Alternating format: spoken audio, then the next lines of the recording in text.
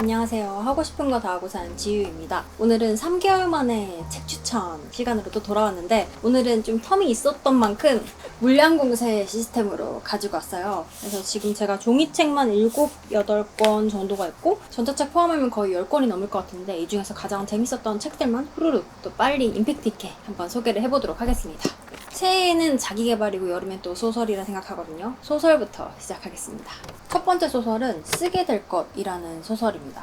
요새 또 상이란 상은 다 휩쓸고 있는 제가 정말 좋아하는 최진영 작가님의 단편집인데요. 이 단편집 안에 소설들이 살짝 미래로 가 있어서 소설가가 바라보는 근미래, 소설가가 바라보는 AI, 소설가가 바라보는 환경 문제, 은퇴 문제 이런 시선이 재미있는 책입니다. 저는 다 재밌었는데 가장 재밌었던 소설이 인간의 쓸모라는 소설이었는데요. 여기 수록된 단편들 중에서 현재 시점에서 가장 먼 미래를 배경으로 한 소설이에요. 유전자 편집으로 우성의 유전자만 선택을 해서 아기를 만드는, 그래서 기본적인 유전병 다 없애고 막 잔병 이런 것도 다 없애고 눈은 내 거, 뭐 코는 남편 거, 키는 내 거 이런 식으로 차 옵션 선택하듯이 돈을 더 내면 더 많이 편집을 할 수 있는 이런 시대적 배경을 가지고 있어요. 근데 딱 듣자마자 그 다음 전개가 그려지죠. 머리부터 발끝까지 다 선택할 수 있는 갤럭시 존, 그리고 선택적으로 유전자 편집을 하는 타운존, 그리고 지금 우리죠. 아예 배아를 디자인하지 않는 노고존 사람들 이렇게 나뉘는데 타운존, 갤럭시존이 사실 메인이고 노고존은 진짜 거의 사이드 개념이에요. 어떻게 보면 배경은 좀 익숙한데 여기 읽다 보면 작가가 그걸 바라보는 시선이 댕댕 울리는 포인트들이 많아요. 바로 읽어드릴게요. 갤럭시존 사람들을 묘사하는 과정에서 나온 문장인데 갤럭시존 사람들은 외형이 거의 비슷해서 개개인이 누군지 분간하는데 시간이 필요하다. 저는 막연히 그냥 유전자 편집을 할 수 있으면 내가 좋은 유전자만 선택할 수 있으니까 좋겠다 이 정도만 생각을 했는데 좋아 보이는 것들로 다 유전자 편집을 해버려서 개개인의 개성이 사라지고 오히려 복제인간처럼 보이는 이런 포인트 묘사도 저는 좋았고요. 또 여기 주인공 엄마가 잘 나가는 그래픽 디자이너였는데 AI에 밀려서 해고당하거든요. 근데 그렇게 해고당하고 재취업하는 과정에서 AI의 일, 인간의 일 묘사하는 이 부분도 재밌었어요. AI는 실행할 뿐 책임지지 않는다. 오직 인간만이 책임진다. 인간이기에 해고당한다. AI가 오류를 일으켜도 인간들은 AI에게 사과를 요구하지 않는다. 인간 관리자에게 해명과 사과를 원한다. 그러므로 책임이 중요한 소수 관리자만큼은 인간의 독점이 가능하다. 저 소설 줄거리 아직 말도 안 했는데 벌써 재밌죠? 뒤에 더 줄이 많은데 이건 여러분이 직접 읽어보시면 좋을 것 같고 제 설명 듣다 보면 SF 소설집인가? 이렇게 착각하실 수도 있는데 제가 말한 게 가장 먼 미래, 현재 시점에서 가장 먼 미래고 다른 소설들은 미래를 보고 있긴 한데 시점은 다 현재예요. 그래서 지금 우리가 겪고 있는 문제나 겪게 될 문제에 대해서 한번 생각해 볼 수 있는 소설이라서 너무 재밌게 읽었어요. 지금 큰일 났어요. 첫 번째 책부터 너무 말이 길어졌는데 그 다음부터는 또 스피디하게 한번 가보겠습니다. 두 번째 책도 단편 소설집인데요. 두 사람의 인터내셔널. 이거는 제가 김기태 작가님을 좋아하기도 하고 여기 보시면 이동진의 파이아키아에서 이달의 최고의 책으로 선정을 또 했어요. 그래서 김기태와 이동진의 조합, 이거는 못 참지 해서 또 바로 구매하게 된 책이에요. 원래 김기태 작가가 일상적인 소재를 바탕으로 평범한 사람들의 심장을 약간 관통하는 그런 글을 잘 쓰시는 분인데 이번 책에서는 조금 더 트렌디하게 푸셨더라고요. 뭐 소설 안에 밈을 넣는다거나 아니면 나는 솔로 같은 TV 프로그램을 넣는다거나 K-팝, 팬문화 이런 소재로 소설을 썼는데 저는 그렇게 약간 키치하고 팝한 소재랑 되게 완성도 있는 문장이 딱 믹스매치 되는 그 느낌이 너무 신선하고 좋더라고요. 그리고 막 또 너무 트렌디 이런 느낌만 있는 것도 아니고 또 무게를 잡아주는 보편교양 이런 소설도 있고 그래서 저는 약간 들었다 놨다 하는 느낌으로 되게 재밌게 읽었던 단편 소설집이에요. 제가 문장을 또 읽어드리자면 이 문장은 책보다 베개를 가지고 와서 엎드려 자는 학생들을 보면서 한 교사의 생각인데 곽은 아무 제재도 하지 않았으며 모멸감을 느끼지도 않았다. 모두를 이해할 수 있었다. 학교에서 잘 배워야 훌륭한 시민으로 성장한다는 믿음은 제도 교육에서 모범적인 성취를 얻어서 삶의 기반을 마련한 자신 같은 교사들의 고정관념이었다. 엎드린 학생들의 뒤통수를 애정어린 눈으로 보았다. 학생들이 버리고 간 학습지의 빈칸에 숨은 자신이 모르는 언어로 된 가지각색의 목소리들을 상상했다. 너무 성숙하지 않아요? 전 진짜 열받았을 것 같은데 저는 좀 역지사지가 자동으로 되는 스타일은 아니라서 약간 이렇게 이타적인 생각을 할 줄 아는 사람들의 문장을 좋아해요. 그래서 저는 책에서 이타적인 시선과 생각을 발견하면 그때마다 밑줄을 그어두는데 같은 이유로 밑줄을 그어놨던 문장이었고, 그리고 사실 나랑 너무 동떨어진 얘기면 집중하기가 쉽진 않잖아요. 딱 2030 우리네 얘기라서 더 재밌게 읽었던 책입니다.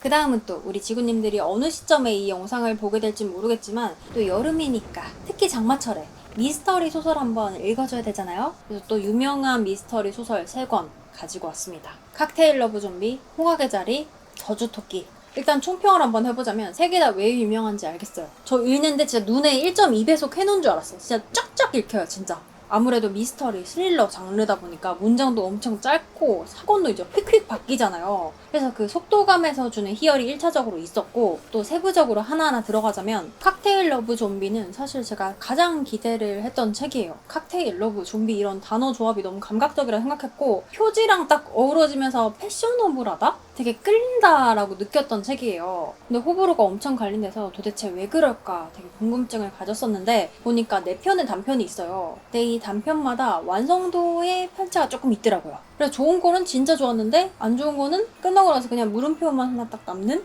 이런 소설도 있었습니다. 제가 제일 마음에 들었던 거는 다들 공감을 하실 텐데, 오버랩 나이프.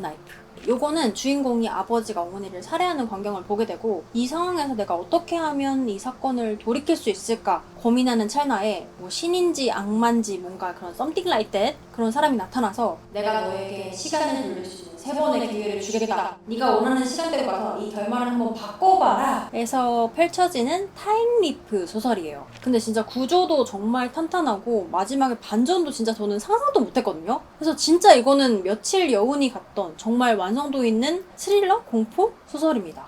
무섭지도 않아요. 진짜 너무 꼭 한번 읽어보셨으면 좋겠고, 나머지는 그냥 이렇게 뭔가 여기 남았던 그런 소설입니다. 그리고 두 번째 홍학의 자리는 제가 읽다가 깜짝 놀랐어요. 홍학이라고 하길래 약간 내셔널 지오그래픽, 환경 문제나 멸종 동물에 대한 약간 미스터리 이런 걸 상상을 했거든요. 근데 펴자마자 제가 진짜 너무 충격적이어서, 왜 그런 거 있죠? 마음의 준비가 전혀 안 됐는데 그냥 넷플릭스에서 뭐 클릭했는데 첫 장면부터 그냥 바로 배드씬 나오는 그런 소설입니다. 늦은 밤 학교에서 선생님이랑 학생이랑 약간 부적절한 관계를 나누고, 이 학생이 이제 몰래 빠져나가야 되잖아요. 그래서 이 학생이 눈에 띄지 않게 빠져나가게 하기 위해서 선생님이 경비 아저씨랑 시간을 때워요. 근데 그러고 있는 와중에 학생이 살해를 당한 거예요. 그래서 선생님이 이 학생의 시신을 보고 빨리 신고해야겠다, 어떡하지? 하다가 가만히 생각해보니까 이게 학교에 자기밖에 없었고, 또 이 학생의 몸에 자기의 그게 있으니까 자기와의 부적절한 관계가 들통이 날까봐 이 시신을 은폐하기 시작해요. 그래서 이제 펼쳐지는 미스터리 스릴러 소설입니다. 매 장마다 반전이 계속 있고 마지막에는 정말 큰 반전이 하나 있어요. 그래서 이거는 장편 소설인데 읽자마자 그냥 범인이 궁금해서라도 끝까지 다 읽게 되는, 그냥 수르륵 읽히는 소설입니다. 저는 되게 재밌게 읽긴 했는데 조금 아쉬운 점은 제가 막 소설도 되게 더럽게 읽는 편이에요. 접으면서 문장도 막 수집하고 이렇게 읽는데, 사실 이 소설은 수집한 문장이 하나밖에 없습니다. 제가 부정적인 말을 하기 싫어가지고 최대한 돌려서 말했는데 무슨 말인지 알겠죠? 하여튼 근데 재밌는 소설입니다. 그 다음 미스터리 소설은 저주토끼. 요것도 단편집인데 제가 소개해드린 3개의 미스터리 소설 중에 가장 공포에 가까운, 그래서 제가 이걸 막 추천을 못하겠는 게 뒤에 단편들 중에 조금 진짜 무서워가지고 제가 읽다가 뒤를 한번 계속 봤어요. 뭔지 알죠? 약간 뒤가 서늘한 느낌. 그래서 조금 마음의 준비를 하고 읽어야 되는 공포 소설인데, 그 소설들 중에서 저주토끼, 요 단편은 꼭 읽어보셨으면 좋겠어요. 요거는 부커상 최종 후보로도 올랐던 책인데 첫 문장부터 임팩트가 있더라고요. 저주에 쓰이는 물건일수록 예쁘게 만들어야 하는 법이다. 이건 어떤 내용이냐면, 대대적으로 저주에 쓰이는 물건을 만드는 가문이 있었어요. 근데 저주 물건을 만든다고 하니까 동네 사람들이 기피를 하고 이렇게 거리를 뒀는데, 여기 주인공 A라고 할게요. 이 주인공 A를 편견 없이 바라보는 한 친구가 있었어요. 이 친구가 정말 바르게 잘 자란 소위 말하는 인싸였는데, 이 주인공 A를 이렇게 편하게 잘 대하고 나서부터 다른 친구들이랑도 어울리고, 어떻게 보면 주인공 A한테 이 친구는 은인 같은 존재였거든요. 근데 이제 세월이 흐르고 이 친구도 어른이 되고, 어른이 돼서도 되게 정도를 걷는 친구였는데, 이 못된 사업가들, 이 돈 넣고 돈 먹기 하는 사업가들에 의해서 이 친구의 집안이 풍비박산이 나거든요. 그래서 이 주인공 A가 저주 물건은 절대 개인적인 원한에 사용하면 안 된다는 그 금기를 깨고 이 친구를 위해서 저주 토끼를 만들게 됩니다. 저는 근데 읽으면서 이런 발상도 신기했고 그 배경이 되게 한국적인, 토속적인 배경인데 그 배경 때문에 좀 더 유니크해 보이기도 하고 그래서 부커상 후보에 왜 올랐는지도 알 수 있는 소설이었어요. 그리고 또 여기서는 제가 읽다가 줄을 그어놓은 문장이 있는데 읽어드리면 남을 저주하면 무덤이 2개라는 일본 속담이 있다고 한다. 타인을 저주하면 결국 자신도 무덤에 들어가게 된다는 뜻이다.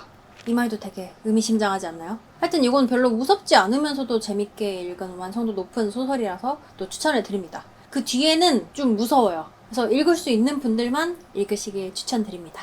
그리고 오늘의 마지막 책 하나만 딱 소개를 깔끔하게 하고 끝내고 싶은데 이 책입니다. 슬픔의 이름 붙이기.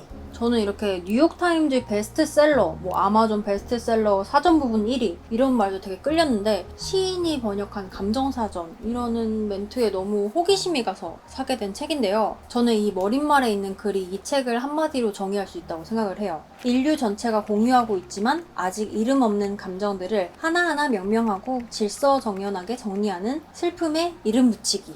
그리고 저도 이 책을 읽으면서 문득 들었던 생각인데 우리가 과거보다 현대인의 삶이 훨씬 더 복잡하고 다양해졌잖아요. 그리고 더 많은 사람들이랑 연결되면서 복잡 미묘한 감정들이 많이 생겼을 텐데 왜 그런 감정을 나타내는 단어들은 그냥 기쁨, 슬픔, 우울, 불안, 화남 이 정도에서 멈췄을까? 근데 저만 이런 건지 모르겠는데 저는 아픈데 내 병명을 모를 때가 제일 답답하거든요. 내가 왜 아픈지 알면 그걸 치료하면 되는데 이게 왜 아픈지 모르면 이게 언제까지 갈지 모른다는 불안함 때문에 계속 더 답답해지는데 이게 마음의 병일 경우에 그 답답함은 2배가 된단 말이에요. 저는 그래서 막연하게 우울하다, 무기력하다, 화난다 이런 단어들이 아니라 진짜 내 감정의 이름을 찾는 과정이라서 정말 재밌게 읽었어요. 제가 찾은 그 미묘한 감정들을 알려드리자면 오키지야, 명사, 자신이 한때 누군가의 삶에서 차지한 역할이 아무 고민도 없이 다시 채워질 수 있다는 두려움. 저로 예를 들면 내가 이렇게 영상을 올리다가 어느 순간 안 올리더라도 그냥 나의 빈자리는 다른 유튜버들이 채워주겠지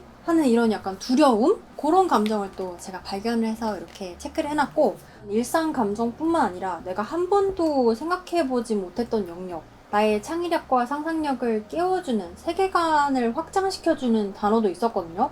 클록와이즈, 형용사, 우연히 서로의 수명이 같더라도 서로의 시간대는 절대 나란히 겹칠 수 없기에 사랑하는 사람들과의 관계에서 자신이 특정 나이대로만 머물 것이며 그들을 몇십 년에 걸쳐 임의의 시점에서밖에 보지 못할 것이라는 깨달음.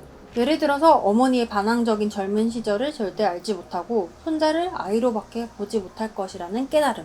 저는 근데 딱 이거 읽자마자 자동으로 타임라인이 딱딱 이렇게 생기는 거예요. 저는 한 번도 제가 엄마의 어린 시절을 못 봤다. 내 손자의 노년 시절을 못 볼 것이다. 이런 생각을 해본 적이 없는데 대략적으로 내 주위에 있는 사람들의 타임라인이 딱딱딱딱 그려지던 거예요. 그러면서 나의 모든 관계는 시절 인연이구나. 타임라인이 겹칠 때 잘해야겠다. 이런 생각도 들었고 그냥 단어 하나인데 이 시간에 대한 개념도 조금 확장되는 느낌이었어요. 그리고 책 자체가 정말 감각적이에요. 중간중간에 콜라주 작업도 있는데 이렇게 로빈 레디시의 군중 속의 얼굴 감각이 깨어나는 느낌이라서 이거는 종이책으로 선물하면 정말 좋겠다 라고 바로 선물 추천이다 라고 생각했던 책입니다.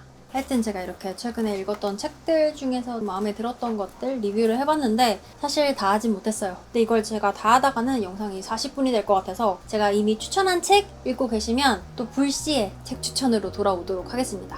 여름 잘 보내시고 저는 또 다음 영상으로 돌아오도록 하겠습니다. 안녕!